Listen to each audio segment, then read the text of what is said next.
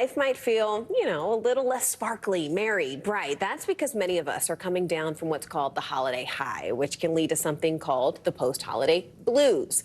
And according to the National Alliance on Mental Illness, 64% of people report being affected by holiday depression. Joining us now, psychologist Kelli Rugless. Kelli, it's a pleasure to see you this Friday. And if we can, let's just start with the whole concept. What causes the post-holiday blues? Is it just the holidays ending, or is it actually something else a little bit bigger than that?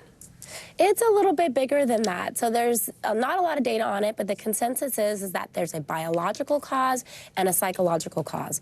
So the biological cause is thought to be this abrupt dip in adrenaline that happens after we experience intense emotion or stress, which is exactly what the holidays are, a combination of. And it's this dip in adrenaline that can cause some of the symptoms of anxiety and depression-like symptoms that we experience after the holidays. The psychological cause is a little trick that our brain plays on us called the contrast effect. And that's where our judgment of the same item changes depending on what it's being compared to. So a perfectly wonderful day on April 3rd now becomes a very boring and depressing day on December 26th because of the day that preceded it. And it changes how we view it. That's a really, really interesting concept or a great explanation. What are some of the signs that you are experiencing it? And frankly, Kelli, what do you do about it?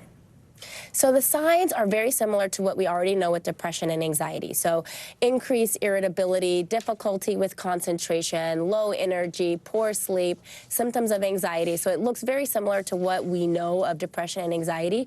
But the main difference is that it lasts a short period of time. So post-holiday blues should be no more than 1 week, maybe 2 at the most. If you're starting to feel things more than 2 weeks, then that's a sign of a more serious issue. And, just before we let you go, Kelli, do you have sort of like top 3 tips that we can do to just combat this on a day-to-day basis? Absolutely. Beef up your social life right after the holidays. Schedule in some quick tips, quick meetings and dinners with friends if you can to ease into that transition. But most importantly, be gentle with yourself. Everybody's going through it. Know that it will likely fade on its own, and you don't need to judge yourself or beat yourself up for feeling it.